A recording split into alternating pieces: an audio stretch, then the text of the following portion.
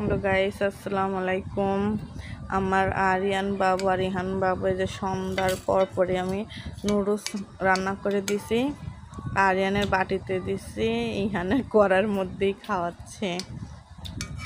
ইহান খেতেই চায় না, অনেক দুষ্ট। ওর বিছানার উপরে শুয়াইয়া তারপরে খাওয়ানো হচ্ছে। আরিয়ান মোবাইল দেখে দেখে নুডলস খাচ্ছে, সব সময় ও এরকমই করে, মোবাইল দেখে দেখে খায়।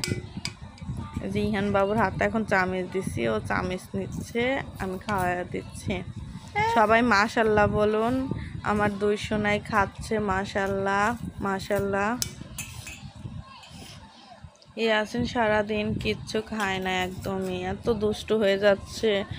অনেক অসুখ হয়েছে, এর আগে ওষুধ নিয়ে আসা হয়েছে।